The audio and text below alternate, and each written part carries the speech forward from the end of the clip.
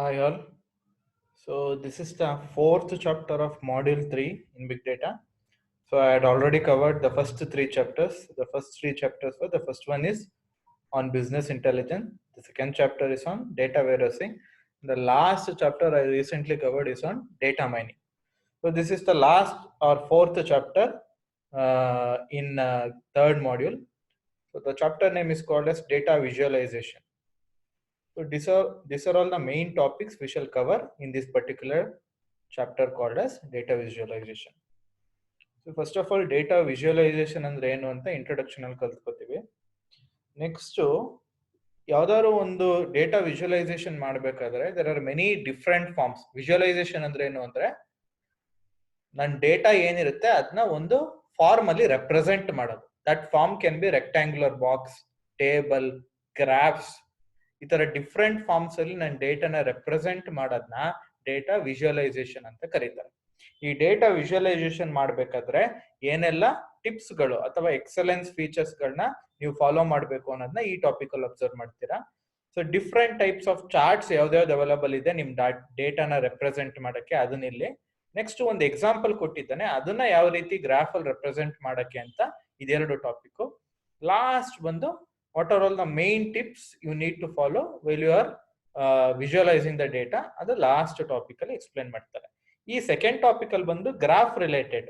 ನೀವು ಗ್ರಾಫ್ ಮುಖಾಂತರ ಡೇಟಾನ ವಿಜುವಲೈಸ್ ಮಾಡಬೇಕು ಅಂದಾಗ ಏನೆಲ್ಲ ಪ್ರಿಕಾಷನ್ಸ್ ನ ತಗೋಬೇಕು ಅನ್ನೋದನ್ನ ಇಲ್ಲಿ ಎಕ್ಸ್ಪ್ಲೇನ್ ಮಾಡ್ತಾರೆ. ಇಲ್ಲಿ ಜನರಲ್ ಆಗಿ ಡೇಟಾ ವಿಜುವಲೈಸೇಷನ್ ಮಾಡ್ಬೇಕಾದ್ರೆ ಏನೆಲ್ಲ ಟಿಪ್ಸ್ ನ ಫಾಲೋ ಮಾಡಬೇಕು ಅನ್ನೋದನ್ನ ಇಲ್ಲಿ ಎಕ್ಸ್ಪ್ಲೇನ್ ಮಾಡ್ತಾರೆ. It is a very small chapter, so we shall try to cover this chapter very quickly. So this will complete module 3. So you guys can keep watching the presentation sessions. So if you are getting any doubts, you can ping or call me. So the first part is introduction. In introduction, we are going to learn what actually is data visualization ಅನ್ನೋದನ್ನ ಕಲ್ತ್ಕೋತೀವಿ. Actually data visualisation ಅಂದ್ರೆ ನೀವು ಡೇಟಾನ ಏನು ತೋರಿಸ್ತೀರಾ, ಒಂದು ಯಾವ್ದಾದ್ರು form ಮುಖಾಂತರ represent ಮಾಡ್ತೀರಾ, ಯಾವ್ದಾದ್ರು ಒಂದು ಫಾರ್ಮ್ ಮುಖಾಂತರ ಡೇಟಾನ ರೆಪ್ರೆಸೆಂಟ್ ಮಾಡಿದಾಗ ಯಾರು ಆ ಡೇಟಾನ ನೋಡ್ತಿರ್ತಾರೆ, ಎಂಡ್ ಯೂಸರ್ಸ್ ಇರ್ತಾರಲ್ಲ, ಬೇರೆಯವ್ರು ಯಾರೋ ಡೇಟಾ ನೋಡ್ತಿರ್ತಾರಲ್ಲ, ಅವ್ರಿಗೆ ಕ್ಲಿಯರ್ ಕಟ್ ಆಗಿ ಅದು ಅರ್ಥ ಆಗ್ಬೇಕು, ಅಂಡರ್ಸ್ಟ್ಯಾಂಡ್ ಆಗ್ಬೇಕು. ಆ ರೀತಿ ರೆಪ್ರೆಸೆಂಟ್ ಮಾಡಿದ್ರೆ ಡೇಟಾನ, ಆ ಪ್ರೋಸೆಸ್ಗೆ ಡೇಟಾ ವಿಜುವಲೈಸೇಷನ್ ಅಂತ ಕರೀತಾರೆ. ಅದಕ್ಕೆ data visualisation is the art and science of making data easy to understand and consume for the end user. You should represent your data in such a way that for the end user it becomes easy to understand and consume the data. End ಯೂಸರ್ಗೆ ಡೇಟಾನ ಅರ್ಥ ಮಾಡಿಕೊಂಡು consume ಮಾಡ್ಕೊಳ್ಳೋಕೆ ತುಂಬಾನೇ easy ಆಗುವಂತ ರೀತಿಲಿ ಡೇಟಾನ ನೀವು represent ಮಾಡಿದ್ರೆ ಅದನ್ನ ನಾವು ಡೇಟಾ ವಿಜುವಲೈಸೇಷನ್ ಅಂತ ಕರೀತಾರೆ.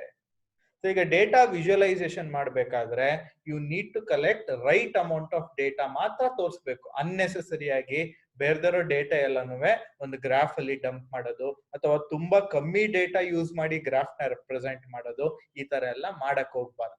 ಸೊ ಐಡಿಯಲ್ ವಿಜುವಲೈಸೇಷನ್ ಎಕ್ಸರ್ಸೈಸ್ ಅಂದ್ರೆ it should contain right amount of data, ಜೊತೆಗೆ ರೈಟ್ ಆರ್ಡರ್ ಅಲ್ಲಿ ಇರ್ಬೇಕು. ಫಾರ್ ಎಕ್ಸಾಂಪಲ್, ಈಗ ನಾನು ಯಾವ್ದೋ ಸಾರ್ಟಿಂಗ್ ಮಾಡ್ತಾ ಇರ್ತೀನಿ, ಇಯರ್ ಬೈ ಇಯರ್ ಎಷ್ಟು ನಂಬರ್ ಆಫ್ ಆರ್ಡರ್ಸ್ ಅಮೆಝಾನ್ ಅಲ್ಲಿ ಸೇಲ್ ಆಗಿದೆ ಅಂತ ಸಾರ್ಟ್ ಮಾಡ್ತಾ ಇದ್ದೀನಿ. ಸೊ ಕರೆಕ್ಟ್ ಆರ್ಡರ್ ಅಲ್ಲೇ ನೀವು ಗ್ರಾಫ್ ನ ರೆಪ್ರೆಸೆಂಟ್ ಮಾಡ್ಬೇಕು. ಯಾವ ಇಯರ್ ಆದ್ಮೇಲೆ ಯಾವ ಇಯರ್ ಅಂತ ಕರೆಕ್ಟ್ ಆರ್ಡರ್ ರೆಪ್ರೆಸೆಂಟ್ ಮಾಡ್ಬೇಕು.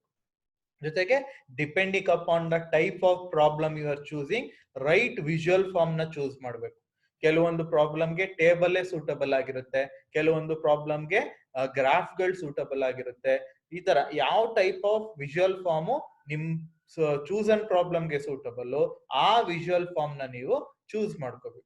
ಜೊತೆಗೆ ನೀವು ಯಾವ್ದಾದ್ರು ಗ್ರಾಫ್ ಅಲ್ಲಿ ಅಥವಾ ಟೇಬಲ್ ಅಲ್ಲಿ ಡೇಟಾನ ರೆಪ್ರೆಸೆಂಟ್ ಮಾಡ್ಬೇಕಾದ್ರೆ ಹೈ ಪ್ರಿಯಾರಿಟಿ ಇನ್ಫಾರ್ಮೇಶನ್ ಇರುವಂತ ಡೇಟಾಗೆ ಜಾಸ್ತಿ ಇಂಪಾರ್ಟೆನ್ಸ್ ಕೊಡ್ಬೇಕು. ಸೊ ಅದನ್ನ ಪ್ರಾಪರ್ ಆಗಿ ಕನ್ವೆ ಆಗೋ ತರ ನೋಡ್ಕೋಬೇಕು. ಇಷ್ಟು ಎಲ್ಲ ಡೇಟಾ ವಿಜುವಲೈಸೇಷನ್ ಮಾಡ್ಬೇಕಾದ್ರೆ ನೀವು ಮೈಂಡ್ ಅಲ್ಲಿ ಇಟ್ಕೊಂಡಿರ್ಬೇಕು. ಜೊತೆಗೆ ನೀವು ಡೇಟಾ ವಿಜುವಲೈಸೇಷನ್ ಮಾಡ್ಬೇಕಾದ್ರೆ it should convey me the entire situation, totality of the situation ಏನಿದೆ ಆ ಎಂಟೈರ್ ಸಿಚುಯೇಷನ್ ನನಗೆ ಕನ್ವೆ ಮಾಡಬೇಕು. ಆ ರೀತಿ ನೀವು ಡೇಟಾನ ರೆಪ್ರೆಸೆಂಟ್ ಮಾಡ್ಬೇಕು. ಬಿಟ್ ಬೈ ಬಿಟ್ಟು ಸ್ವಲ್ಪ ಸ್ವಲ್ಪ ಮಾತ್ರ ನಂಗೆ ಅರ್ಥ ಆಗೋ ತರ ರೆಪ್ರೆಸೆಂಟ್ ಮಾಡೋದಲ್ಲ. Totality of the entire problem statement ಏನಿದೆ, totality of the entire situation ಏನಿದೆ, ಆ ರೀತಿ ನನಗೆ ಪ್ರಾಬ್ಲಮ್ ನ ರೆಪ್ರೆಸೆಂಟ್ ಮಾಡಬೇಕು. ಜೊತೆಗೆ ನೆಕ್ಸ್ಟ್ ಸ್ಟೆಪ್ ಏನು ಅಂದ್ರೆ, this is the last step of data life cycle. ನಿಮ್ ಡೇಟಾ ಲೈಫ್ ಸೈಕಲ್ ಏನಿದೆ ಅದ್ರದ್ದು ಲಾಸ್ಟ್ ಸ್ಟೆಪ್ ಬಂದು ಡೇಟಾ ವಿಜುವಲೈಸೇಷನ್. ಸೊ ಎಲ್ಲ ಆದ್ಮೇಲೆ ಈಗ data mining, data collection, gathering, data cleansing, preparation, data mining, data testing ಎಲ್ಲ ಆದ್ಮೇಲೆ ಲಾಸ್ಟ್ ಸ್ಟೆಪ್ ಡೇಟಾ ವಿಜುವಲೈಸೇಷನ್. ಜೊತೆಗೆ ನೀವು ಡೇಟಾ ವಿಜುವಲೈಸೇಷನ್ ಮಾಡ್ತೀನಿ ಅಂದ್ಬಿಟ್ಟು ಟೂ ಮಚ್ ಡೀಟೈಲ್ಡ್ ಮಾಡಬಾರ್ದು. ಅದನ್ನ ಟೂ ಮಚ್ ಡೀಟೇಲ್ ಆದಷ್ಟು ಕನ್ಸ್ಯೂಮರ್ ಯಾರು ಓದ್ತಾ ಇರ್ತಾನೆ ಅಥವಾ ಅದನ್ನ ಅಬ್ಸರ್ವ್ ಮಾಡ್ತಾ ಇರ್ತಾನೆ ಅವನಿಗೆ ಇಂಟ್ರೆಸ್ಟ್ ಹೋಗ್ಬಿಡುತ್ತೆ. So these are the major points you need to remember when you are performing an activity called as data visualization. Data visualization ಅನ್ನೋ ಆಕ್ಟಿವಿಟಿನ ಪರ್ಫಾರ್ಮ್ ಮಾಡ್ಬೇಕಾದ್ರೆ ಇಷ್ಟು ಸ್ಟೆಪ್ಸ್ ಗಳನ್ನ ಮೈಂಡ್ ಅಲ್ಲಿ ಇಟ್ಕೋಬೇಕು. ಡೇಟಾ ವಿಜುವಲೈಸೇಷನ್ ಅಂದ್ರೇನು? It is an art and science of making the data easy to understand and consume for the end user. End ಯೂಸರ್ಗೆ data ಈಸಿಯಾಗಿ ಅರ್ಥ ಆಗುವಂತ ರೀತಿಲಿ ಡೇಟಾನ ರೆಪ್ರೆಸೆಂಟ್ ಮಾಡೋದನ್ನ ಡೇಟಾ ವಿಜುವಲೈಸೇಷನ್ ಅಂತ ಕರಿತೀವಿ. So right amount of data ಎಷ್ಟು ಬೇಕು ಅಷ್ಟೇ ಇಡಬೇಕು, ಜೊತೆಗೆ ರೈಟ್ ಆರ್ಡರ್ ಇರಬೇಕು, ಕರೆಕ್ಟ್ ವಿಜುವಲ್ ಫಾರ್ಮ್ ಅಲ್ಲಿ ಡೇಟಾ ರೆಪ್ರೆಸೆಂಟ್ ಮಾಡಬೇಕು, ಹೈ ಪ್ರಿಯಾರಿಟಿ ಇನ್ಫಾರ್ಮೇಶನ್ ಕರೆಕ್ಟ್ ಆಗಿ ಕನ್ವೇ ಮಾಡಬೇಕು, ಎಂಟೈರ್ ಸಿಚುಯೇಷನ್ ಡಿಪಿಕ್ಟ್ ಮಾಡೋ ತರ ಇರಬೇಕು. ಇದು last step of data life cycle. ಜಾಸ್ತಿ ಡೀಟೇಲ್ ಮಾಡಿದ್ರು ಕನ್ಸ್ಯೂಮರ್ ಇಂಟ್ರೆಸ್ಟ್ ನ ಲೂಸ್ ಮಾಡ್ಕೊತಾನೆ. ಸೊ ಆದಷ್ಟು ಮಿನಿಮಲ್ ಅಮೌಂಟ್ ಆಫ್ ಡೀಟೇಲ್ ಅಲ್ಲಿ ಹೈಯೆಸ್ಟ್ ಪ್ರಿಯಾರಿಟಿ ಇನ್ಫಾರ್ಮೇಶನ್ ನ ಪ್ರಾಪರ್ ಆಗಿ ಕನ್ವೆ ಮಾಡೋದನ್ನೇ ಡೇಟಾ ವಿಜುವಲೈಸೇಷನ್ ಅಂತ ಕರೀತಾರೆ. So this is all you need to remember with respect to data visualisation. So the next one is excellence in visualization. The next topic is how to achieve excellence in visualization. So usually ನೀವು ಡೇಟಾನ represent ಮಾಡಬೇಕಾದ್ರೆ there are two major forms to represent your data. The first one is called as rectangular tables and the second one is called as graphs. So ಈಗ graph ನ represent ಮಾಡಬೇಕಾದ್ರೆ ಏನೆಲ್ಲ excellence ನ ನೀವು maintain ಮಾಡಬೇಕು ಅನ್ನೋದು ಟುಫ್ಟೆ ಅಂತ ಒಬ್ಬ ಇಷ್ಟು ಫಾಲೋಯಿಂಗ್ ಒಬ್ಜೆಕ್ಟಿವ್ಸ್ ನ with respect to graphical representation of data ಹೇಳ್ಕೊಡ್ತಾನೆ. ಸೊ ಈ mentioned 8 main points with respect to graphical representation of data. ಆ 8 ಮೇನ್ ಪಾಯಿಂಟ್ಸ್ ಏನೇನು ಹೇಳುತ್ತೆ ಅಂತ ಈಗ ಡೀಟೇಲ್ ಆಗಿ ಅಬ್ಸರ್ವ್ ಮಾಡ್ಕೊಂಡು ಹೋಗೋದು. So the first object is to show and even reveal the data. ಏನದ್ರ ಅರ್ಥ show and even reveal the data ಅಂದ್ರೆ, ನೀವು ಡೇಟಾನ ವಿಜುವಲಿ ರೆಪ್ರೆಸೆಂಟ್ ಮಾಡ್ಬೇಕಾದ್ರೆ ಯೂಶುವಲ್ ಆಗಿ ಲಾರ್ಜ್ ಅಮೌಂಟ್ ಆಫ್ ಡೇಟಾ ಇರುತ್ತೆ. ಅದಕ್ಕೆ ಆ ಲಾರ್ಜ್ ಅಮೌಂಟ್ ಆಫ್ ಡೇಟಾನ ನಾನು ಯಾವಾಗ್ಲೂ ಒಂದು ಸ್ಟೋರಿ ತರ ರೆಪ್ರೆಸೆಂಟ್ ಆಗೋ ತರ ತೋರಿಸ್ಬೇಕು. ಜೊತೆಗೆ ನಾನು ಸ್ಟೋರಿ ತರ ರೆಪ್ರೆಸೆಂಟ್ ಮಾಡ್ಬೇಕಾದ್ರೆ ಆ ಡೇಟಾ ಕಾಂಟೆಕ್ಸ್ಟ್ ಅಲ್ಲಿ ಇರ್ಬೇಕು. ಸೊ ನಾನು ಸ್ಟೋರಿ ತರ ಹೇಳ್ತೀನಿ ಅಂದ್ಬಿಟ್ಟು ಹೆಂಗೆಂಗೋ ಡಿಪಿಕ್ಟ್ ಮಾಡೋದಲ್ಲ, with in a given context ಆ ಡೇಟಾನ ಒಂದು ಸ್ಟೋರಿ ತರ ನೀವು ರಿವೀಲ್ ಮಾಡಬೇಕು. So that is the first point, to show and even reveal the data. Second point ಏನು, induce the viewer to think of the substance of the data. That means data ಯಾವ format ಅಲ್ಲಿ represent ಮಾಡಿದೀರಾ ಅನ್ನೋದಕ್ಕಿಂತ ಆ data ಜಾಸ್ತಿ information ನ convey ಮಾಡೋ ರೀತಿಲಿ ಇರ್ಬೇಕು. ಸೊ ಯಾವ ಫಾರ್ಮೆಟ್ ಅಲ್ಲಿ ಡೇಟಾ ಕನ್ವೆ ಮಾಡ್ತಾ ಇದ್ದೀರಾ ಅನ್ನೋದಕ್ಕಿಂತ ಯಾವ ರೀತಿ ನಿಮ್ ಡೇಟಾ ಇನ್ಫಾರ್ಮೇಶನ್ ನ ಕನ್ವೆ ಮಾಡ್ತಿದೆ ಅನ್ನೋದು ತುಂಬಾನೇ ಇಂಪಾರ್ಟೆಂಟ್ ಅಂತ ಹೇಳ್ತಾರೆ. Next, avoid distorting what the data have to say. That means usual ಆಗಿ ಡೇಟಾನ ರೆಪ್ರೆಸೆಂಟ್ ಮಾಡ್ಬೇಕಾದ್ರೆ ಸ್ಟ್ಯಾಟಿಸ್ಟಿಕ್ಸ್ ಎಲ್ಲ ಯೂಸ್ ಮಾಡಿ ರೆಪ್ರೆಸೆಂಟ್ ಮಾಡ್ತಾರೆ. ಸ್ಟ್ಯಾಟಿಸ್ಟಿಕಲ್ ಮ್ಯಾಥಮೆಟಿಕಲ್ ಥಿಂಗ್ಸ್ ಎಲ್ಲ ಯೂಸ್ ಮಾಡಿದಾಗ ಅಂತ ಟೈಮಲ್ಲಿ ಡೇಟಾ ಡಿಸ್ಟಾರ್ಟ್ ಆಗೋ ಚಾನ್ಸಸ್ ಇರುತ್ತೆ. ಸೊ ನಿಮ್ಗೆ ಡೇಟಾ ಏನ್ ಇನ್ಫಾರ್ಮೇಶನ್ ನ ಕನ್ವೆ ಮಾಡ್ತಾ ಇತ್ತು, ಕ್ರೂಷಿಯಲ್ ಇನ್ಫಾರ್ಮೇಶನ್, ಅದು ಹೈಡ್ ಆಗೋ ಚಾನ್ಸಸ್ ಇರುತ್ತೆ. ಅದಕ್ಕೆ you should make sure that data won't get distorted. ಅದನ್ನ ಮೇಕ್ ಶೋರ್ ಮಾಡ್ಕೋಬೇಕು. ನೆಕ್ಸ್ಟ್ ಪಾಯಿಂಟ್ ಏನು, make large data set look coherent. That means huge amount of data ಎಲ್ಲ ಇದ್ದಾಗ you should bring that huge amount of data to make a comprehensive story. ಆ huge amount of ಡೇಟಾನ ಒಟ್ಟಿಗೆ ತಂದು ಒಂದು comprehensive story represent ಮಾಡೋ ರೀತಿ data ಸೆಟ್ಗಳನ್ನ ನೀವು ವಿಜುವಲೈಸ್ ಮಾಡಬೇಕು ಅಂತ ಹೇಳ್ತಾನೆ. Next, encourage the eyes to compare different pieces of data. That means ನೀವು ಡೇಟಾ ಯಾವ ರೀತಿ ರೆಪ್ರೆಸೆಂಟ್ ಮಾಡಿರ್ಬೇಕು ಅಂದ್ರೆ, ನಮ್ ನೋಡ್ತಾ ಇದ್ದಂಗೆ ಏನಾದ್ರು ನಾವು ಅದರಿಂದ ಒಂದು ಇನ್ಸೈಟ್ಸ್ ಗಳು, ಇದರಿಂದ ಒಂದು ಕನ್ಕ್ಲೂಷನ್ ಗೆ ಬರೋ ರೀತಿ ಡೇಟಾನ ರೆಪ್ರೆಸೆಂಟ್ ಮಾಡಿರ್ಬೇಕು ಅನ್ನೋದನ್ನ ಸಜೆಸ್ಟ್ ಮಾಡ್ತಾನೆ. So you should get some insights, you should get some conclusion by just simply looking at the data. Should represent your data in such a way ಅನ್ನೋದನ್ನ ಎಕ್ಸ್ಪ್ಲೈನ್ ಮಾಡ್ತಾನೆ, ಹೇಳ್ತಾನೆ. ನೆಕ್ಸ್ಟ್, ಸಿಕ್ಸ್ತ್ ಪಾಯಿಂಟ್ ಬಂದು reveal the data at several level of details. That means graph ಅಲ್ಲಿ represent ಮಾಡಿದಾಗ ಡೇಟಾನ ನಂಗೆ usual ಆಗಿ ಯಾವ್ದಾದ್ರು ಒಂದು ಇನ್ಸೈಟ್ಸ್ ಕನ್ಕ್ಲೂಷನ್ಗಳು ಸಿಗುತ್ತೆ. ಅವಾಗ ನಂಗೆ ಫರ್ದರ್ ಕ್ಯೂರಿಯಾಸಿಟಿ ಸಿಗುತ್ತೆ. ಆ ತರ ಫರ್ದರ್ ಕ್ಯೂರಿಯಾಸಿಟಿ ಸಿಕ್ತಾಗ ಬೇರೆ ಫರ್ದರ್ ಲೆವೆಲ್ ಆಫ್ ಡೀಟೇಲ್ಸ್ ಅಲ್ಲಿ ನಾನು ಏನಾದ್ರು ಕನ್ಕ್ಲೂಷನ್ ತಗೋಬಹುದು. ಆ ರೀತಿಲಿ ಡೇಟಾನ ಸೆವರಲ್ ಲೆವೆಲ್ ಆಫ್ ಡೀಟೇಲ್ಸ್ ಅಲ್ಲಿ ರೆಪ್ರೆಸೆಂಟ್ ಮಾಡಿರ್ಬೇಕು ಅಂತ ಹೇಳ್ತಾನೆ.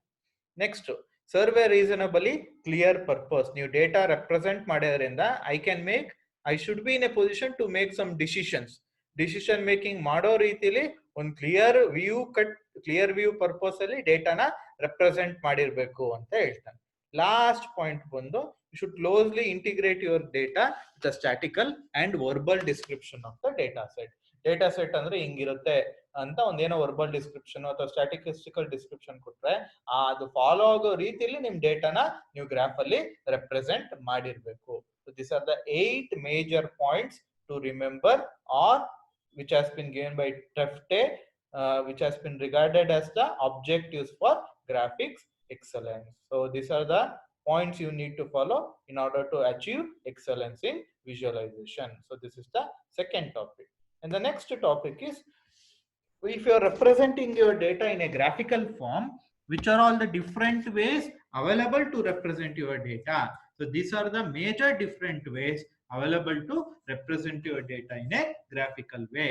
Types of charts ಗಳು ಯಾವ್ದು? ಮೊದಲನೇದು ಪೈ ಚಾರ್ಟ್. ನಿಮ್ಗೆ ಆಗ್ಲೇ ಗೊತ್ತು, ಪೈ ಚಾರ್ಟ್ ಒಂದು ಎಂಟೈರ್ ಸರ್ಕಲ್ ಇರುತ್ತೆ, 360 ಡಿಗ್ರಿ ಬರುತ್ತೆ ಒಂದು ಎಂಟೈರ್ ಸರ್ಕಲ್ ಅಲ್ಲಿ.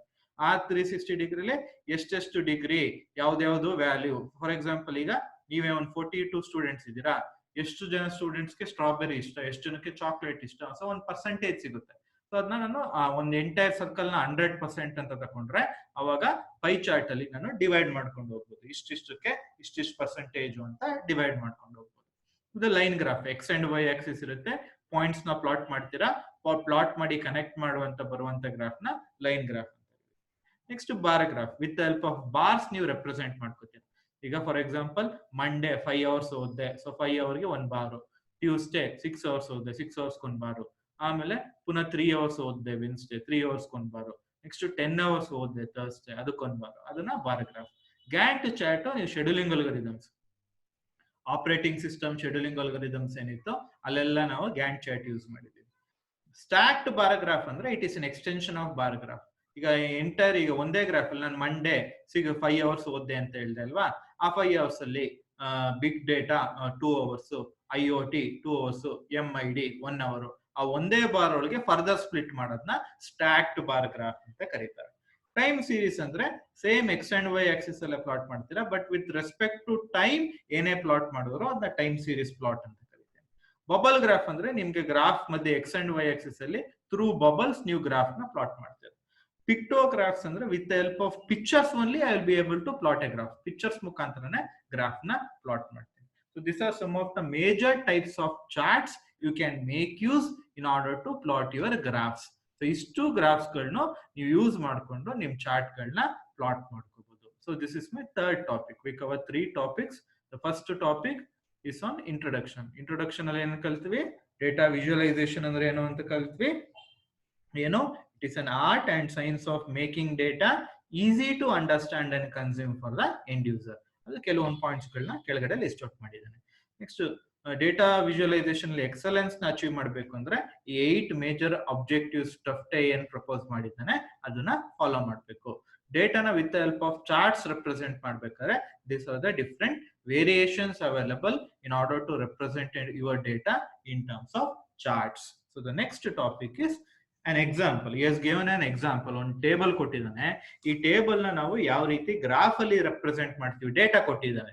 ಸೊ ಈ ಡೇಟಾನ ಯಾವ ರೀತಿ ಗ್ರಾಫ್ ಅಲ್ಲಿ ರೆಪ್ರೆಸೆಂಟ್ ಮಾಡ್ತೀವಿ ಅನ್ನೋದು ಈ ಪರ್ಟಿಕ್ಯುಲರ್ ಎಕ್ಸಾಂಪಲ್ ಎಕ್ಸ್ಪ್ಲೈನ್ ಮಾಡುತ್ತೆ. Now let us go through this particular example. So as you can see here, so ಇಲ್ಲೊಂದು ಡೇಟಾ ಕೊಟ್ಟಿದ್ದಾನೆ, ಇಲ್ಲಿ ಪ್ರಾಡಕ್ಟ್ ಲಿಸ್ಟ್ ಕೊಟ್ಟಿದ್ದಾನೆ. ಆ ಪ್ರಾಡಕ್ಟ್ ಇಂದ ಎಷ್ಟು ರೆವೆನ್ಯೂ ಜನರೇಟ್ ಆಗ್ತಾ ಇದೆ, ನಂಬರ್ ಆಫ್ ಆರ್ಡರ್ಸ್ ಎಷ್ಟು ಬಂದಿದೆ ಆ ಪರ್ಟಿಕ್ಯುಲರ್ ಪ್ರಾಡಕ್ಟ್ ಗೆ ಅಂತ ಹೇಳಿದ್ದಾನೆ. ಸೊ ಈಗ ಎ ಅನ್ನೋ ಪ್ರಾಡಕ್ಟ್ ಅಲ್ಲಿ 9731 rupees ಅಂತ ಅನ್ಕೊಳ್ಳಿ. ಇನ್ ಟರ್ಮ್ಸ್ ಆಫ್ ರುಪೀಸ್ ಹೇಳ್ತಾ ಇದ್ದೀನಿ. 131 ಆರ್ಡರ್ಸ್ ಬಂದಿದೆ ಎ ಅನ್ನೋ ಪ್ರಾಡಕ್ಟ್ ಗೆ. So sales per person, so sales person ಅಂದ್ರೆ ಸೊ 23 ಸೇಲ್ಸ್ ಪರ್ಸನ್ಸ್ ಗಳು ಇಲ್ಲಿ ಯೂಸ್ ಮಾಡಿದೆ. Number of sales person which has been use. So sales person ಗಳು ಈ ಪ್ರಾಡಕ್ಟ್ ನ ಸೇಲ್ ಮಾಡ್ತಿದ್ದಾರೆ, 131 ಆರ್ಡರ್ಸ್ ನ ಸೇಲ್ ಮಾಡಿದ್ದಾರೆ, ಇಷ್ಟು ರೆವೆನ್ಯೂ ಬಂದಿದೆ. ಅದೇ ರೀತಿ ಡಿಫ್ರೆಂಟ್ ಪ್ರಾಡಕ್ಟ್ಸ್ ಗಳದ್ದು revenue, number of order, number of sales person ಹೇಳಿದ್ದಾನೆ. ಸೊ ಈ ಟೇಬಲ್ ಅಡಿಷನಲ್ ಇನ್ಫಾರ್ಮೇಶನ್ ಕೊಡ್ತದೆ, ಇದ್ರದೇ ಅಡಿಷನಲ್ ಇನ್ಫಾರ್ಮೇಶನ್. ರೆವೆನ್ಯೂ ಹೇಳಿದೆ, ಆರ್ಡರ್ಸ್ ಹೇಳಿದೆ, ಸೇಲ್ಸ್ ಪರ್ಸನ್ ಹೇಳಿದೆ. ರೆವೆನ್ಯೂ ಪರ್ ಆರ್ಡರ್ಗೆ ಎಷ್ಟು ರೆವೆನ್ಯೂ, ಈಗ 131 ಆರ್ಡರ್ ಸರಿ, ಬಟ್ ಪರ್ ಆರ್ಡರ್ಗೆ ಎಷ್ಟು ರೆವೆನ್ಯೂ ಅಂತ ಹೇಳಿದಾನೆ. ಪರ್ ಸೇಲ್ಸ್ ಪರ್ಸನ್ಗೆ ಎಷ್ಟು ರೆವೆನ್ಯೂ ಬರ್ತಾ ಇದೆ ಅಂತ ಹೇಳಿದಾನೆ. Number of orders per sales person ಎಷ್ಟು ಅಂತ ಹೇಳ್ತಾರೆ. ಸೊ 23 ಸೇಲ್ಸ್ ಪರ್ಸನ್ ಅಂದ್ರೆ 5.7 ಆರ್ಡರ್ಸ್ ಪರ್ ಸೇಲ್ಸ್ ಪರ್ಸನ್ ಅಂತ ಹೇಳ್ತಾ ಇದ್ದಾರೆ. ಇದು ಫರ್ದರ್ ಇನ್ಫಾರ್ಮೇಶನ್ ಡಿಪಿಕ್ಟ್ ಮಾಡ್ತಾ ಇತ್ತೆ ಈ ಟೇಬಲ್. ಸೊ ಈ ಟೇಬಲ್ ಎರಡು ಕನ್ಸಿಡರ್ ಮಾಡ್ಬಿಟ್ಟು ನಾನು ಪೈ ಚಾರ್ಟ್ ಮುಖಾಂತರ ಇದನ್ನ ರೆಪ್ರೆಸೆಂಟ್ ಮಾಡ್ಕೋಬಹುದು. ಈ ರೆವೆನ್ಯೂ ಏನಿದೆ, ಈ ರೆವೆನ್ಯೂನ ನಾನು ಇಲ್ಲಿ ಪೈ ಚಾರ್ಟ್ ಮುಖಾಂತರ ಹಾಕಿದ್ದೀನಿ ನೋಡಿ. ಸೊ 9731 ಇದು ಎ ಪ್ರಾಡಕ್ಟ್ ಸೇಲ್ ಆಗಿರೋದು, ಇದೇ ಹೈಯೆಸ್ಟ್ ಸೇಲ್ ಆಗಿರೋದು. ಸೊ ಇದಕ್ಕೂ ಕಂಪೇರ್ ಮಾಡಿದ್ರೆ ಇದು ತುಂಬಾನೇ ಜಾಸ್ತಿ ಕಾಣಿಸುತ್ತೆ. ಸೊ ಈ ತರ ನಿಮ್ಗೆ ಡೈರೆಕ್ಟ್ ಆಗಿ ಯಾವ್ದಾದ್ರು ಗ್ರಾಫ್ ಮುಖಾಂತರ ರೆಪ್ರೆಸೆಂಟ್ ಮಾಡಿದಾಗ ನಿಮ್ಗೆ ಕ್ಲಿಯರ್ ಕಟ್ ಪಿಕ್ಚರ್ ಬಂದ್ಬಿಡ್ಬೇಕು, ಅಂಡರ್ಸ್ಟ್ಯಾಂಡಿಂಗ್ ಬಂದ್ಬಿಡ್ಬೇಕು, ಹೆಂಗ್ ವರ್ಕ್ ಆಗ್ತಾ ಇದೆ, ಏನಾಗ್ತಾ ಇದೆ ಅಂತ ಒಂದು ಕ್ಲಿಯರ್ ಕಟ್ ಅಂಡರ್ಸ್ಟ್ಯಾಂಡಿಂಗ್ ಪಿಕ್ಚರ್ ಬಂದ್ರೆ ಅವಾಗ ತುಂಬಾ ಈಸಿ. ಸೊ ನೀವು ನೋಡಿದ್ರೆ ಈ ಫಸ್ಟ್ 3 ಪ್ರಾಡಕ್ಟ್ಸ್ ಏನಿದೆ, ಎ BBCC, ಈ 3 products almost entire pi chart ನ ಫಿಲ್ ಮಾಡ್ತಾ ಇತ್ತು. 75% ಆಫ್ ದ ಪೈ ಚಾರ್ಟ್ ಏನಿದೆ ಈ 3 ಪ್ರಾಡಕ್ಟ್ಸ್ ಫಿಲ್ ಮಾಡ್ತಾ ಇತ್ತು. ಸೊ ಇದು ನೋಡಿದ ತಕ್ಷಣ ನಿಮ್ಗೆ ಆತರ ಒಂದು ಪಿಕ್ಚರ್, ಒಂದು ಇನ್ಸೈಟ್, ಒಂದು ಐಡಿಯಾ ಬಂದ್ರೆ that is well and good. ಆ ರೀತಿ ನೀವು ರೆಪ್ರೆಸೆಂಟ್ ಮಾಡಬೇಕು ಅಂತ ಹೇಳ್ತಾನೆ. ಓಕೆನಾ? ಸೊ ಅದೇ ನೋಡೋ ಪ್ರಕಾರ ಇಲ್ಲಿ orders by products, number of products ಬಗ್ಗೆ ಎ ನೋಡಿ, ಇಲ್ಲಿ ಅಬ್ಸರ್ವ್ ಮಾಡಿ. ಎ ಬಂದು 131 ಆರ್ಡರ್ಸ್ ಇದೆ. ಸೊ 131 ರೆಪ್ರೆಸೆಂಟ್ ಮಾಡಿದ್ದಾನೆ. ಸೊ ಇದಕ್ಕೆ ಬಾರ್ ಚಾರ್ಟ್. ಸೊ ಅದಕ್ಕೆ ನೀವು ಯಾವ ಟೈಪ್ ಆಫ್ ಡೇಟಾ ಚೂಸ್ ಮಾಡ್ತೀರಾ, ಅದಕ್ಕೆ ಯಾವ ಟೈಪ್ ಆಫ್ ಗ್ರಾಫ್ ಸೂಟಬಲ್, ಆ ಗ್ರಾಫ್ ನ ಚೂಸ್ ಮಾಡ್ಕೋಬೇಕು. ಸೊ ಇದನ್ನ ಅದೇ 9731 ನ ಇಲ್ಲಿ ಬಾರ್ ಗ್ರಾಫ್ ಅಲ್ಲಿ ರೆಪ್ರೆಸೆಂಟ್ ಮಾಡ್ತೀನಿ ಅಂದ್ರೆ ತುಂಬಾ ಕಷ್ಟ ಆಗ್ತಾ ಇತ್ತು. But number of orders below 140 ಇರೋದ್ರಿಂದ ಆರಾಮಾಗಿ ಬಾರ್ ಗ್ರಾಫ್ ಮುಖಾಂತರ ರೆಪ್ರೆಸೆಂಟ್ ಮಾಡ್ಕೋಬಹುದು. ಅದಕ್ಕೆ ಈ ತರ ಆರ್ಡರ್ಸ್ ಬೈ ಪ್ರಾಡಕ್ಟ್ ನ ಬಾರ್ ಗ್ರಾಫ್ ಅಲ್ಲಿ ರೆಪ್ರೆಸೆಂಟ್ ಮಾಡಿದ್ವಿ. Depending upon the type of data you are choosing, you need to decide which type of graph you need to choose ಅನ್ನೋದನ್ನ ಡಿಸೈಡ್ ಮಾಡ್ಕೋಬೇಕು. ಸೊ ನೋಡಿ ಇಲ್ಲಿ ಫರ್ದರ್ ಡಿವೈಡ್ ಮಾಡಿದ್ದಾನೆ. Number of orders ಏನಿತ್ತು 131 ಇತ್ತಲ್ಲ ಎಗೆ, ಅದನ್ನ further tiny orders, that means ಚಿಕ್ಕ ಆರ್ಡರ್ ಎಷ್ಟು 5, ಸ್ಮಾಲ್ ಆರ್ಡರ್ಸ್ ಎಷ್ಟು 44, ಮೀಡಿಯಂ ಆರ್ಡರ್ಸ್ ಎಷ್ಟು 70, ಲಾರ್ಜ್ ಆರ್ಡರ್ಸ್ ಎಷ್ಟು 12. ಹಂಗಂದ್ರೆ ಅರ್ಥ 12 ಲಾರ್ಜ್ ಆರ್ಡರ್ ಅಂದ್ರೆ ಸುಮಾರು ಕ್ವಾಂಟಿಟಿ ಕೇಳಿದ್ದಾರೆ, ಅದನ್ನ ಲಾರ್ಜ್ ಆರ್ಡರ್ ಅಂತ ಕರಿಬಹುದು. ಸೊ ಇದನ್ನ ಫರ್ದರ್ ಡಿವೈಡ್ ಮಾಡಿದಾಗ ನಾನು ಹೇಳಿದ್ನಲ್ಲ ಸ್ಟ್ಯಾಕ್ಡ್ ಬಾರ್ ಗ್ರಾಫ್ ಅಂತ. ಸೊ ಅದನ್ನ ಸ್ಟ್ಯಾಕ್ಡ್ ಬಾರ್ ಗ್ರಾಫ್ ರೀತಿ ರೆಪ್ರೆಸೆಂಟ್ ಮಾಡಿದ್ದಾರೆ. ಸೊ ಎ ಅಲ್ಲಿ ಇದು ಕರೆಕ್ಟ್ ಆಗಿ ಕಾಣಿಸ್ತಾ ಇಲ್ಲ. ಸೊ ಆಕ್ಚುಲ್ ಆಗಿ ಇಲ್ಲಿ 4 ಇದೆ. So 131 total tiny 5, next 44 small, medium 70. ನೋಡಿ ಈ ಕಲರ್ ಮೀಡಿಯಂ ಇದೆ, ಇಲ್ಲಿ ಕರೆಕ್ಟ್ ಆಗಿ ಕಾಣಿಸ್ತಾ ಇಲ್ಲ ಸ್ಕ್ಯಾನ್ ಮಾಡಿದ್ರಿಂದ. ಸೊ ಇದನ್ನ ಸ್ಟ್ಯಾಕ್ಡ್ ಬಾರ್ ಗ್ರಾಫ್ ಅಂತ ಕರಿತೀವಿ. ಒಂದೇ ಬಾರ್ ಗ್ರಾಫ್ ಒಳಗೆ ಈಗ ಒಂದೇ ಬಾರ್ ಒಳಗೆ 4 ಡಿವಿಷನ್ಸ್ ಐತೆ, tiny, small, medium, large. Total number of orders 131, ಆ 131 ಅಲ್ಲಿ ಡಿವಿಷನ್ಸ್ 4 ಐತೆ. ಸೊ ಈ ತರ ಯಾವ ಟೈಪ್ ಆಫ್ ಡೇಟಾ ಇದೆ ಅದಕ್ಕೆ ಡಿಫ್ರೆಂಟ್ ಟೈಪ್ಸ್ ಆಫ್ ನೋಡಿ, ಇದಕ್ಕೆ ಸ್ಟ್ಯಾಕ್ಡ್ ಬಾರ್ ಗ್ರಾಫ್ ಸೂಟಬಲ್ ಅಂತ ಆಯ್ತು. ಸೊ ಆ ತರ ಡಿಫ್ರೆಂಟ್ ಟೈಪ್ಸ್ ಆಫ್ ಗ್ರಾಫ್ಸ್ ಗಳನ್ನ ಚೂಸ್ ಮಾಡಬಹುದು. ಇದು ಮೊದಲನೇ visualisation example. Now we shall look into the second visualization example. ಈ ವಿಜುವಲೈಸೇಷನ್ ಎಕ್ಸಾಂಪಲ್ ಅಲ್ಲಿ ಏನ್ ಹೇಳಿದಾನೆ, ಎರಡು ಗ್ರಾಫ್ಸ್ ಗಳನ್ನ ಎರಡು ರಿಲೇಟಿವಿಟಿನ ಒಂದೇ ಗ್ರಾಫ್ ಅಲ್ಲಿ ರೆಪ್ರೆಸೆಂಟ್ ಮಾಡಿದ್ದಾನೆ. So as you can see here, ಮೊದಲನೇದು ಬಂದು ಆರ್ಡರ್ಸ್ ಪರ್ ಸೇಲ್ಸ್ ಪರ್ಸನ್. ಒಂದೊಂದು ಸೇಲ್ಸ್ ಪರ್ಸನ್ ಗೆ ಎಷ್ಟು ಆರ್ಡರ್ಸ್ ಇದೆ ಅಂತ. ಆರ್ಡರ್ಸ್ ಪರ್ ಸೇಲ್ಸ್ ಪರ್ಸನ್ ನೋಡಿ 5.7 ಹೈಯೆಸ್ಟ್, ಅದಕ್ಕೆ 5.3 ಅಂತ ಇದೆ, 5.7 ಆಕ್ಚುಲಿ ಅದು. So orders per sales person decreasing ಅಲ್ಲಿ ಹಿಂಗ್ ಹೋಗಿದೆ. ಸೊ ನೆಕ್ಸ್ಟ್ ಇದು revenue per sales person 423 highest, ಅವನಿಗೆ ಹೈಯೆಸ್ಟ್ ರೆವೆನ್ಯೂ. ಸೊ ಆಮೇಲೆ ಡಿಕ್ರೀಸಿಂಗ್ ಪುನಃ ಇನ್ಕ್ರೀಸಿಂಗ್ ಡಿಕ್ರೀಸಿಂಗ್. ಸೊ ಇದನ್ನ ಥ್ರೂ ಲೈನ್ ಗ್ರಾಫ್ ಅಂತಾನು ಕರಿಬಹುದು. ಎರಡು ಲೈನ್ ಗ್ರಾಫ್ ಯೂಸ್ ಮಾಡಿ ಎರಡು ರಿಲೇಷನ್ಸ್ ನಾನು ಒಂದು ಸಿಂಗಲ್ ಗ್ರಾಫ್ ಅಲ್ಲೂ ರೆಪ್ರೆಸೆಂಟ್ ಮಾಡ್ಕೋಬಹುದು. So this is one more graph of visualization. So the last topic for this particular chapter is some of the tips you need to follow when you are performing an activity called as data visualization. Data visualisation ಅನ್ನ activity ನ perform ಮಾಡಬೇಕಾದ್ರೆ ಏನೆಲ್ಲ tips ನ follow ಮಾಡಬೇಕು ಅನ್ನೋದು last topic. The first point is you need to fetch appropriate and correct data for analysis. That means ನೀವು graph ಅಲ್ಲಿ represent ಮಾಡಬೇಕಾಗಿರೋ ಡೇಟಾ ಏನಿದೆ, ಆ ಡೇಟಾನ ಅಪ್ರೋಪ್ರಿಯೇಟ್ ಕರೆಕ್ಟ್ ಡೇಟಾ ಚೂಸ್ ಮಾಡಬೇಕು. ನೀವು ಈ ತರ ಅಪ್ರೋಪ್ರಿಯೇಟ್ ಕರೆಕ್ಟ್ ಡೇಟಾ ಚೂಸ್ ಮಾಡಬೇಕು ಅಂದ್ರೆ ನಿಮ್ಗೆ ಪ್ರಾಬ್ಲಮ್ ಸ್ಟೇಟ್ಮೆಂಟ್ ಏನು ಅಂತ ಡೀಟೇಲ್ ಆಗಿ ಗೊತ್ತಿರಬೇಕು. Domain of the problem statement ನೀಟಾಗಿ ಗೊತ್ತಿರಬೇಕು. So once you are known with the problem statement, ಅವಾಗ ಕರೆಕ್ಟ್ ಡೇಟಾನ ಚೂಸ್ ಮಾಡಿ ರೆಪ್ರೆಸೆಂಟ್ ಮಾಡೋದ್ರಿಂದ ಸೊ ಅವಾಗ ಕಂಪನಿಗೆ ಪ್ರಾಫಿಟಬಿಲಿಟಿ ಮತ್ತೆ ಪ್ರೊಡಕ್ಟಿವಿಟಿ ತುಂಬಾನೇ ಇನ್ಕ್ರೀಸ್ ಆಗುತ್ತೆ. So you should fetch appropriate and correct data for analysis. Then you should make sure that you are sorting the data in an appropriate manner. For example, ಈಗ revenue sort ಮಾಡಬೇಕು.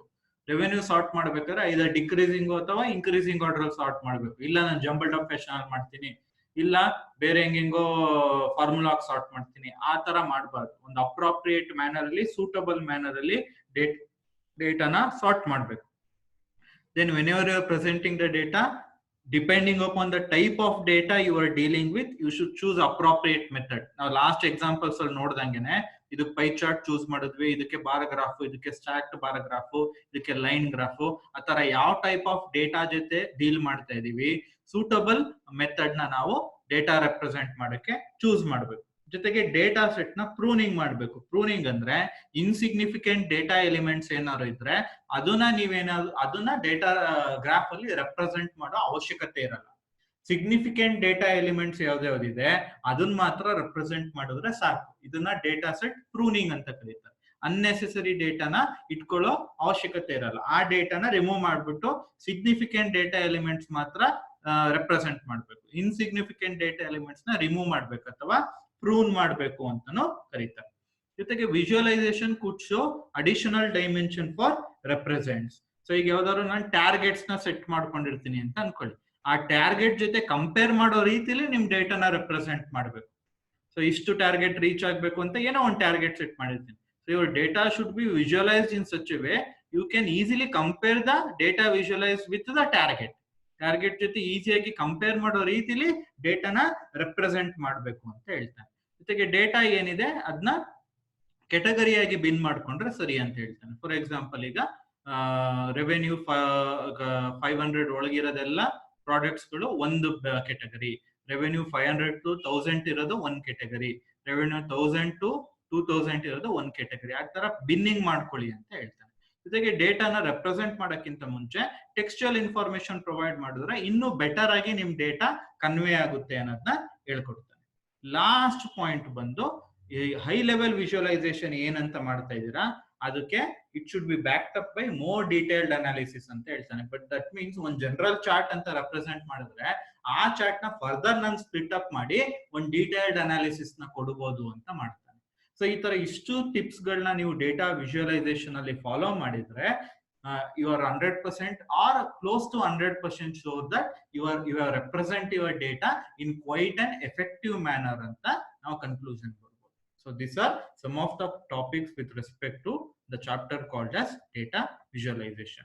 So this completes all the 4 chapters of module 3, that is business intelligence, the first one, data warehousing and data mining, which we covered recently, and the 4th chapter we covered in today's session is data visualization. So watch all your presentation sessions, prepare for all of them.